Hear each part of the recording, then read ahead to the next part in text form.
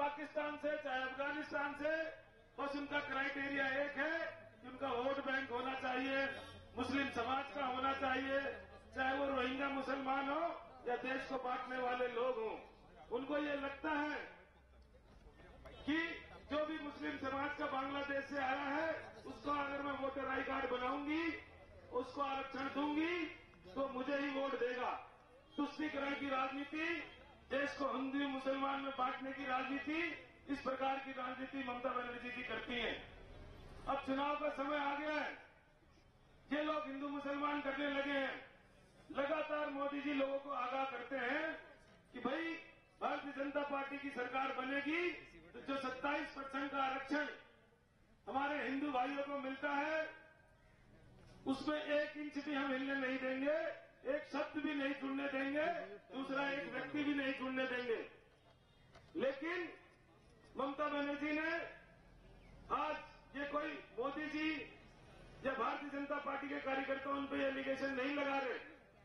ममता बनर्जी का जो ये देखने को मिला, जो ओबीसी कमीशन है उसकी रिपोर्ट के अनुसार ये पता चला है कि जो पश्चिम बंगाल में हिंदू समाज जो कि जनसंख्या में ज्यादा है, लेकिन अगर देखा जाए तो वहां पे अगर आरक्षण मिलने वालों की संख्या किसी की है तो मुस्लिम समाज के लोगों की है। इस प्रकार से वो देश बांटने का और जो हिंदू समाज को 27% आरक्षण मिलता है उनके जो अधिकार हैं उसमें अधिकारों में भी हिस्सेदारी को ये लोग बढ़ा रहे हैं। तो हिंदू समाज का ओबीसी क्या इसको बर्दाश्त करेगा? क्या इसको बर्दाश्त करेगा? लेकिन जब उन्होंने अति कर दी, उन्होंने देखा कि लगातार उन्होंने क्या कहते हैं, जब मुसलमानों को आरक्षण देना शुरू करा, रोहिंग्या मुसलमानों को आरक्षण देना शुरू करा, तो किसी व्यक्ति ने जनहित याचिका दायर की कलकत्ता कोर्ट में। कलकत्ता कोर्ट के जज को जब ये मालूम चला किस प्रकार की अंधेरगर्दी हो रही है, देश को बांटा जा रहा है हिंदू मुसलमान के नाम पे, आरक्षण के नाम पे, जो संविधान हमें 27% आरक्षण हिंदू समाज को देता है उसमें उन्होंने मुसलमानों को ऐड कर दिया है और उसमें भी आज मुसलमान की जातियां ज्यादा हैं और हिंदू समाज की जातियां उसमें कम है। शर्म आनी चाहिए ममता बनर्जी जी को, हिंदुस्तान में रह के 27% आरक्षण में डाका डालने का प्रयास कर रही है। मोदी जी ने लगातार अपने भाषणों में, अपने स्पीच में जगह जगह दे रहे, उन्होंने बताया कि इस प्रकार का हो रहा काम। तो जब हाई कोर्ट को यह मालूम चला तो उन्होंने उसको, जो 2010 से अब तक उन्होंने आरक्षण दिया था मुसलमानों को या जो हिंदू समाज के आरक्षण को कम किया था, उसको आज क्या किया, हाई कोर्ट ने उसको रद्द कर दिया। हाई कोर्ट ने कहा कि 2010 के बाद से जितने भी ओबीसी सर्टिफिकेट बने हैं मुस्लिम समाज के और जो डाका डालता है हमारे हिंदू समाज के 27% आरक्षण पे, उन सबको उसने रद्द कर दिया है। हाई कोर्ट ने रद्द कर दिया। हाई कोर्ट ने कहा कि यह मान्य नहीं होगा, जो आपने 2010 के बाद से जो फर्जी सर्टिफिकेट, फर्जी आरक्षण, इसको एक आरक्षण घोटाला के नाम से भारतीय जनता पार्टी के लोग कहते हैं। उसने चुपके चुनाव का फायदा उठाते हुए, चुनाव में उसका फायदा लेने के लिए मुस्लिम समाज को आरक्षण दिया है। यह आरक्षण का बहुत बड़ा घोटाला है और हिंदू समाज के आरक्षण पे बहुत बड़ा डाका है। जब कोर्ट ने कहा कि आप ऐसा नहीं कर सकती, हम इसको निरस्त करते हैं, 2010 के बाद के कोई भी सर्टिफिकेट मान्य नहीं होंगे, तो ममता बनर्जी कितनी ठीक है, किस हद से हिंदू और मुस्लिम को बांटना चाहती है, वोट बैंक की राजनीति करती है, तुष्टीकरण की राजनीति करती है। उसने कहा कोर्ट कहे तो कहे, लेकिन मैं मुसलमानों का आरक्षण खत्म नहीं करूंगी और भी मुसलमानों को आरक्षण दूंगी। तो क्या ये ओबीसी समाज बर्दाश्त करेगा? नहीं करेगा। तानाशाही बंद करो, तानाशाही बंद करो। ममता बनर्जी हाय हाय, ममता बनर्जी हाय हाय, ममता बनर्जी हाय हाय, ममता बनर्जी हाय हाय, ममता बनर्जी हाय हाय। तानाशाही नहीं चलेगी, नहीं चलेगी, नहीं चलेगी, नहीं चलेगी, नहीं चलेगी। हाईकोर्ट का जजमेंट आया है, तो उसके बाद आज आप लोग ये धरना प्रदर्शन कर रहे हैं, क्यों कर रहे हैं और पुतला फूकने का भी प्लान है, ये क्यों? देखो, देश में चुनाव चल रहा है और इंडी गठबंधन की जो एक सदस्य है ममता बनर्जी और कांग्रेस, ये लोग मिलके हिंदू समाज का जो 27% का आरक्षण है, जो बहुत सारे हमारे समाज सुधारकों ने, बाबा राव अम्बेडकर ने लड़ झगड़ के जब हमें 27% आरक्षण मिला, हिंदू समाज को जो पिछड़े हैं, सोथिस हैं और गरीब हैं, उनको 27% आरक्षण मिला, तो जिसका उपयोग करके वो लोग अपने जीवन को सुधारने का प्रयास कर रहे हैं, नौकरियों में उनकी हिस्सेदारी होती है और अच्छा जीवन यापन करते हैं। लेकिन ये तुष्टीकरण की राजनीति, धर्म को बांटकर राजनीति करने वाली कांग्रेस, राहुल गांधी और प्रियंका गांधी, इन सब लोगों ने साजिश के तहत इन्होंने मुसलमान को उसमें 27% में डालना शुरू कर दिया है।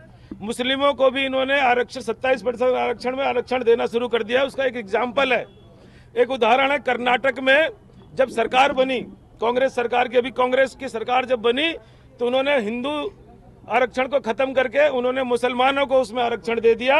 राहुल गांधी को शर्म आनी चाहिए। इसी के तर्ज पर तेलंगाना में कांग्रेस की सरकार है। तेलंगाना के मुख्यमंत्री ने कहा कि जिस प्रकार से कर्नाटक ने आरक्षण मुसलमानों को दिया है, उसी प्रकार से तेलंगाना सरकार भी मुसलमानों को आरक्षण देगी। उसी 27% में डाका डालने का वो लोग प्रयास कर रहे हैं। इससे पहले और अनहोनी हुई कि पश्चिम बंगाल की जो मुख्यमंत्री हैं, जो कई सालों से वहां पे मुख्यमंत्री हैं, तब तक किसी का ध्यान नहीं गया। उन्होंने लगातार वहां पे मुस्लिम समाज के लोगों को, चाहे वो बांग्लादेश से घुसपैठिए आए हो, चाहे पाकिस्तान से आए हो, चाहे पीओके पार करके बांग्लादेश में से घुस के आए हो पश्चिम बंगाल में, उन्होंने सबको आइडेंटिफाई करके सबका वोटर आई कार्ड बना दिया है। सबका वोटर आई कार्ड बनाने के बाद उनको लगा कि इससे पेट नहीं भरा। उसके बाद उन्होंने उनका जो 27% हिंदू ओबीसी आरक्षण है, उसमें उन्होंने उनको डालना शुरू कर दिया। 150 से जातियां मुसलमानों की उन्होंने 27% आरक्षण वाली हिंदू समाज को जो मिलता है, उसमें 150 जातियां मुसलमानों की डाल दी। आज की स्थिति पश्चिम बंगाल की ये है कि जनसंख्या में तो हिंदू ज्यादा है वहां पे, लेकिन अगर आरक्षण 27% में मुसलमान की जातियां ज्यादा हैं, तो ये बहुत ही निंदनीय है। ये 27% आरक्षण जो हिंदू समाज है, इसको कभी मानेगा नहीं, क्योंकि हमने बहुत संघर्ष करके लिया है। ये राहुल गांधी, सोनिया गांधी, प्रियंका गांधी, ममता बनर्जी, जितना भी इंडी गठबंधन है, इनकी राजनीति केवल मुसलमानों के आसपास घूमती है। ये सोचते हैं कि हिंदुओं का देश नहीं है, केवल वोट बैंक लेने के लिए, वोटों को लेने के लिए ये उनको आरक्षण देने का प्रयास कर रहे हैं। उसकी जांच भी नहीं करते कि ये रोहिंग्या मुसलमान है जो कि बांग्लादेश से आए हैं, तो हम उसका विरोध करने के लिए आए हैं। जनहित याचिका डलती है, एक व्यक्ति ने जनहित याचिका डाली कि ये गलत हो रहा है पश्चिम बंगाल में। ममता बनर्जी जी 27% आरक्षण को खत्म करके मुसलमानों को देना चाहती हैं। कोर्ट के संज्ञान में आया, तो कोर्ट ने इसके जब संज्ञान लिया, उसके तथ्य इकट्ठे करे और जब ओबीसी कमीशन से उसकी रिपोर्ट मांगी, तो उसमें ये आया कि हाँ, ममता बनर्जी ने 2010 से लेकर 2024 तक लगभग 150 जातियों को उसमें शामिल करवा दिया है। तो कोर्ट ने इसको कहा कि नहीं, ये गलत बात है।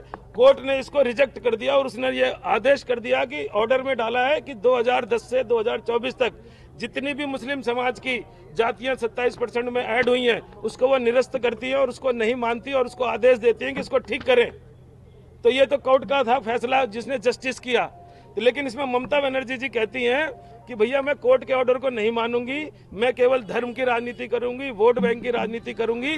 मैंने जो आरक्षण दिया वो आरक्षण ठीक है और आगे भी मैं मुसलमानों को आरक्षण देता रहूंगी। इसका विरोध करने के लिए हम लोग यहाँ पे आए हैं कि ममता बनर्जी मुसलमानों को फायदा देने के लिए कोर्ट की बात भी नहीं मान रही और जो 27% हमारे हिंदू ओबीसी भाई हैं उस पर डाका डालने का प्रयास करी है। हम ओबीसी भाई भी इसको बर्दाश्त नहीं करेंगे। और क्योंकि चुनावी समय है, इसमें वो वोट बैंक को भुनाना चाहते हैं, अपने पक्ष में वोट करवाना चाहते हैं।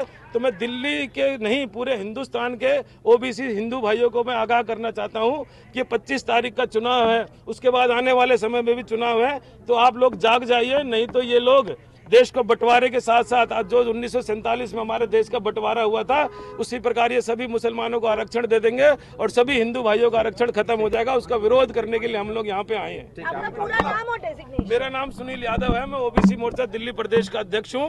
और आज तो हम इसको सिंबॉलिक प्रदर्शन कर रहे हैं, लेकिन आने समय में हम इसको सबक सिखाएंगे।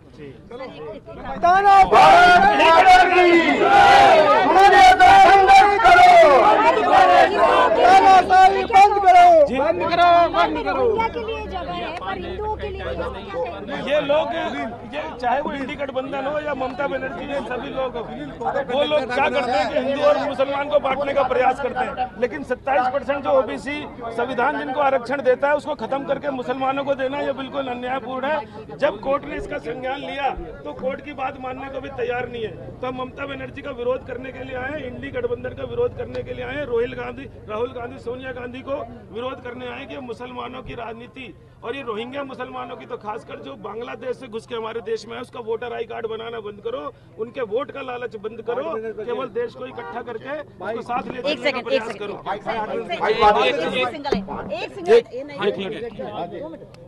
आप लोग आज ये क्यों प्रदर्शन कर रहे हैं? हम लोग प्रदर्शन इसलिए कर रहे हैं क्योंकि जो 27% हिंदू समाज को आरक्षण मिलता है, जो पिछड़े हैं, दलित हैं, शोषित हैं, उसके आरक्षण को खत्म करके जो इंडी गठबंधन की सदस्य है ममता बनर्जी और जो कर्नाटक के मुख्यमंत्री और तेलंगाना के मुख्यमंत्री जिसके मुखिया राहुल गांधी है, ये लोग आरक्षण मुसलमानों को देना चाहते हैं, जो कि ओबीसी समाज जो हिंदू समाज से आता है वो बर्दाश्त नहीं करेगा।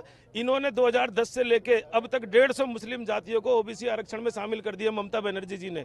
जब इसका संज्ञान ओबीसी कमीशन ने लिया, जब इसका संज्ञान ओबीसी कमीशन ने लिया तो कोर्ट में जब मैटर गया, कोर्ट के मैटर में जाने के बाद कोर्ट ने कहा कि हाँ ये गलत हुआ है। गलत होने के बाद उन्होंने क्या किया कि कैरी में कोर्ट और उसने निरस्त कर दिया 2010 से अब तक की चीजों को, और उसको